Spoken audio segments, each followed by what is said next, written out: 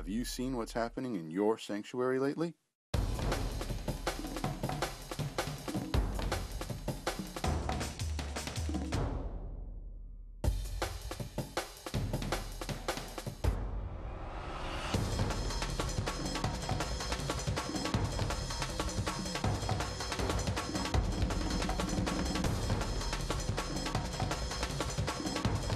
Join us right now for another episode of Your Sanctuary, a program that highlights what makes our national marine sanctuaries so special and the people that keep them that way.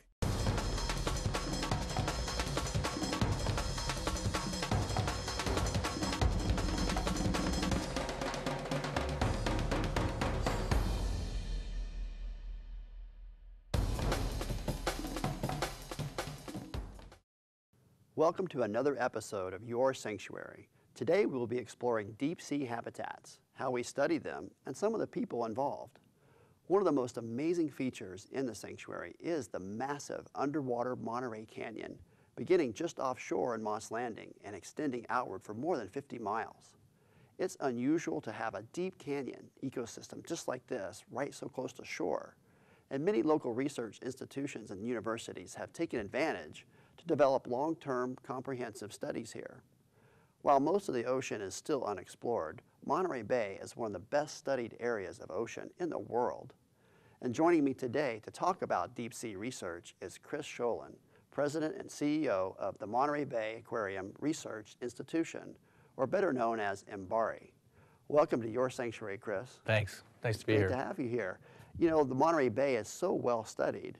Why so much focused research here, especially deep sea research? Well, I think it begins with the sense of place. There is such a rich set of environments, from marsh and intertidal, the deep sea, as you mentioned, the canyon, and of course embedded within all of that is a commercial fishery, and with a very storied past and present and future. And I think that richness is what brings so many people here to study it. Why the focus on the deep sea? Well, I think the deep sea is one of those enigmatic places. It's often said we know more about the surface of Mars than we know about the surface of the deep ocean, which is a large fraction of the planet's surface. MBARI has amazing technology and array of tools that you use to go to the deep ocean. One of those is the cabled observatory, where you do all kinds of neat experiments. Tell us about the cabled observatory and what goes on out there. It's literally a plug in the ocean. It's not a small plug, it's quite a big one, and they're not very cheap. But those plugs allow you to put all kinds of machines down on the ocean floor to study seismic occurrences, earthquake, for example, to study deep sea life, and to do so without necessarily having to be there on a ship. And this just opens up doors that were never open before. Now, outside of the cable, we also have a whole range of autonomous vehicles that ply the waters and enable people to study the oceans also from afar, if you will. So it's a very rich space to work in. So all these tools and technologies are generating a lot of information. How do you deal with so much information? Well, that's something that's really enabled by not only people, but through the modern wonders of internet technologies and computing processing and so forth. This material can be recorded in a way that allows scientists to make queries of it, to connect the dots, as it were, between, say, temperature and occurrence of species or oxygen, and it's from that we're able to derive these long-term trends. So how do we make all this information relevant to people and to management agencies like the sanctuary so we can understand what's happening out in the ocean and make good decisions about how to manage and protect? I think that from my perspective, it begins with what's the story behind the story. It's helped us a great deal to look to the public to help us write stories for the public, and by engaging people who are not scientists to tell those stories. And of course, imagery is another wonderful way to communicate. Synthetic views or even just pictures of the bizarre creatures, some of which have never been known to science before. What are some of the biggest discoveries that MBARI has made out in the Monterey Bay? Just starting with the canyon. We've learned that the canyon is a mysterious place that's subject to some pretty violent movement of sediment as it flows down downslope, and it's an amazingly energetic habitat. And I don't think anyone was expecting that to be the case. When I think about some of the animals, a whole range of organisms that were discovered that no one ever knew were present, like worms that eat bones, that help degrade bones from sunken whales. I mean, this is like the stuff of science fiction. And farther afield, of course, places like Davidson Seamount, for example, and the beautiful deep sea corals. Here we are in the best studied place in the world, and we still find new things every day. Well, Chris, thanks so much for coming on to Your Sanctuary, and keep up the good work at MBARI. Thanks. It's my pleasure to be here.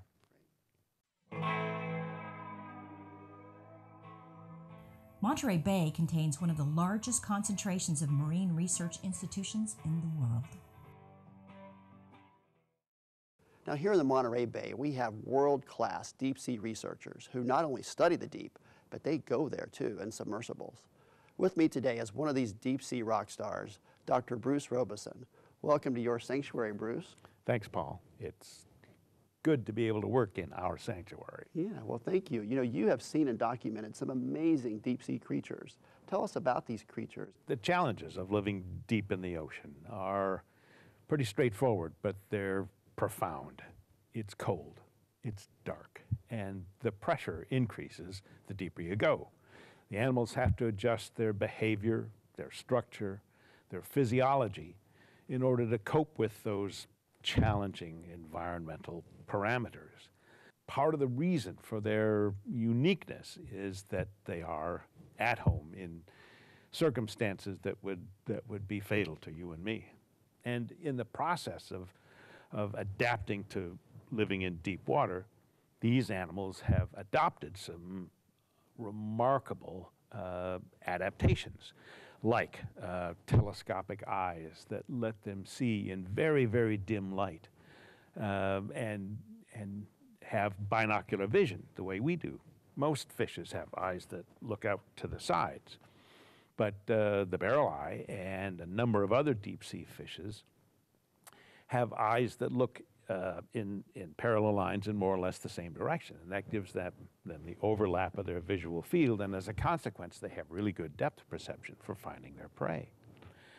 The tubular eyes on that remarkable fish also multiply the amount of light that gets into them. Down where they live, there's very little light, and so they have to maximize their ability to use the little bit of light that's available. And so there are all sorts of mirrored surfaces inside and accessory retinas that raise the threshold of vision.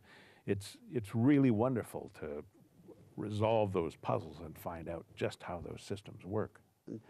Tell us about this vastness and how little of it we've actually been to and explored. The deep ocean is the largest living space on Earth. Largest any way you want to slice it.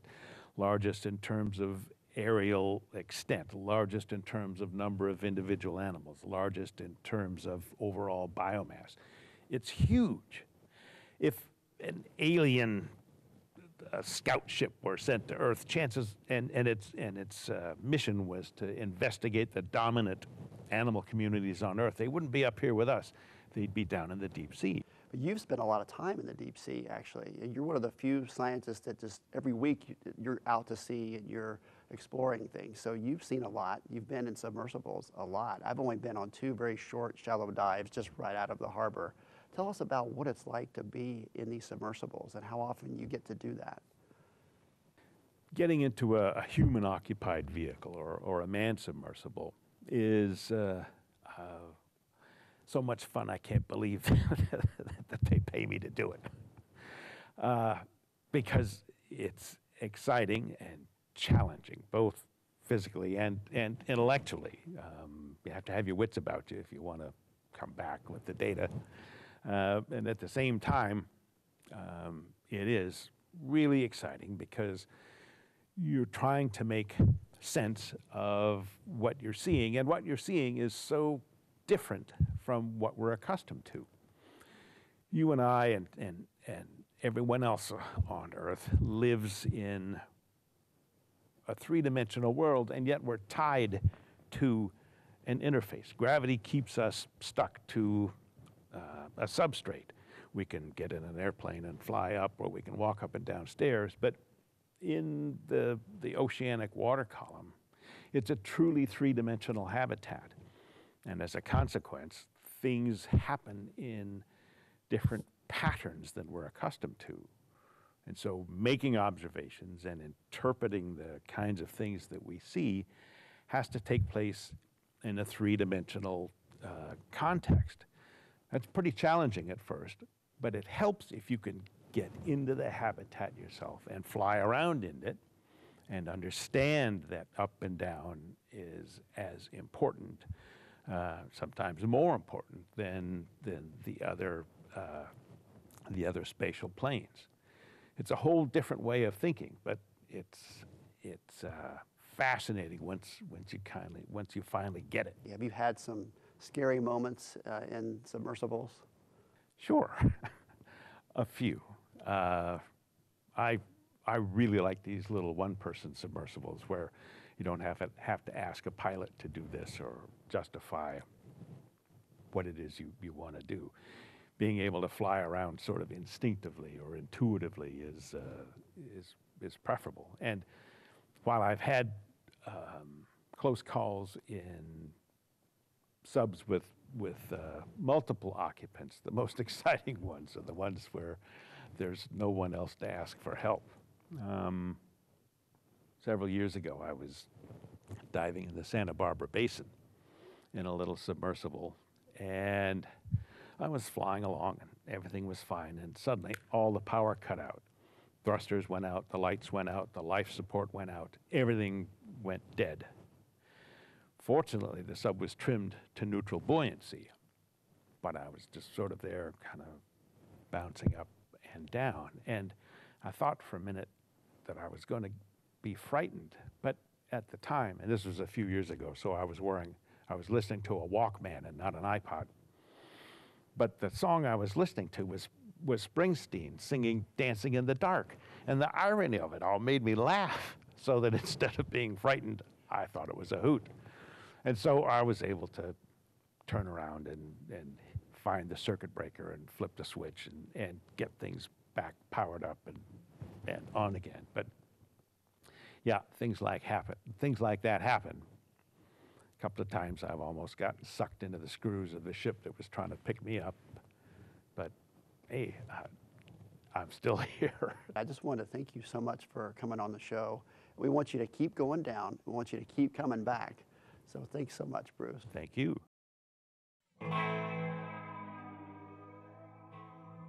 The sanctuary hosts 1,276 reported shipwrecks and 718 prehistoric sites.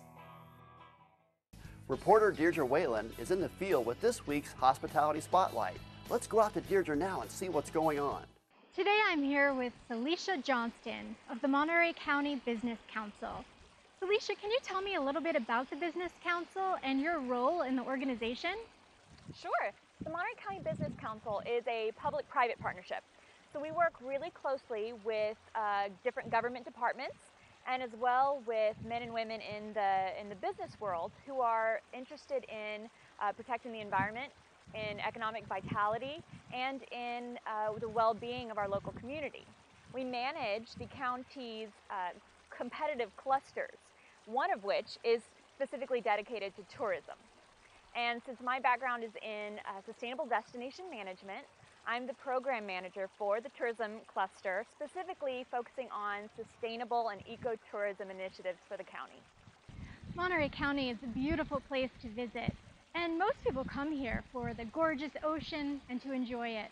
But what many people don't realize is that this is home to one of only 13 national marine sanctuaries. Now, I'm curious what your ideas are on how businesses can better market the presence of the area and the sanctuary. Some important things that local tourism and hospitality businesses need to do is really begin to think big picture and kind of expand their view, and then train their frontline employees in the same way, because they're the ones who interact day to day with our visitors. And really begin to get involved in the community and collaborate and communicate with other organizations that they might not normally collaborate with before.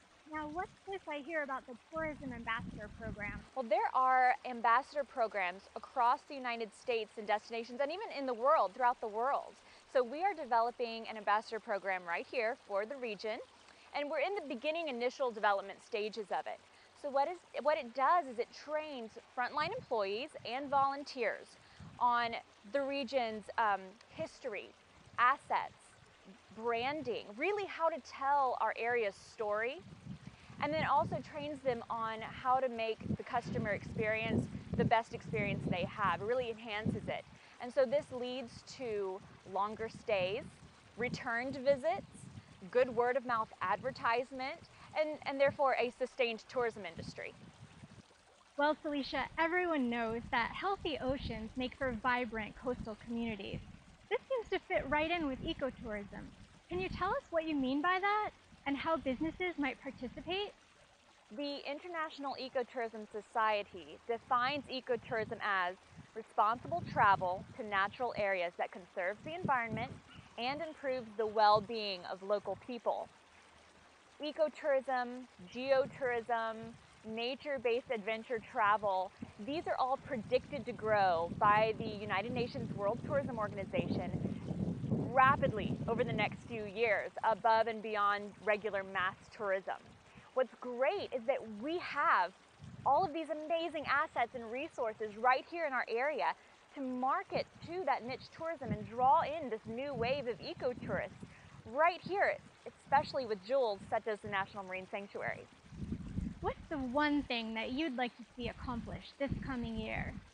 I would really like to see the Monterey Bay region be one of the early adopters of the Global Sustainable Tourism Criteria for destinations.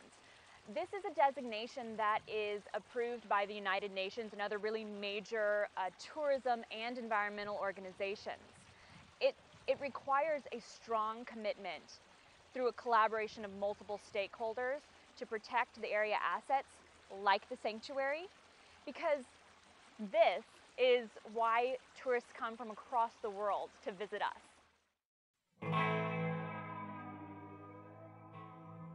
Monterey Bay contains one of the largest concentrations of marine research institutions in the world. We started our Sanctuary on the Street segment to find out what you think about sanctuary subjects. Let's go to Steve Elsie right now and see what he's discovered. Thank you very much, Paul. We are out here on the streets along the sanctuary, finding out what people really think. What produces more oxygen, the ocean or the forest? Forest. The forest, I would say. The ocean. I would definitely say the ocean. I believe the ocean. I'm thinking the ocean. I would say the forest, but I think it's algae since we're in Monterey Bay. Algae. I do believe it's the ocean. The ocean. The ocean. It sounds like she thinks it's the forest. What produces more oxygen in the ocean?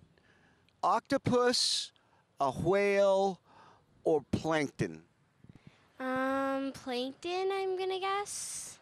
Plants. I believe it's plants. Plants. Plankton. Plants. Now, do you know what process that's called whereby the plants produce oxygen? I believe that's called photosynthesis. Do you know what photosynthesis is? Yes. Paul, we've moved from the wharf over to historic Custom House Plaza State Park for more of what people are really thinking.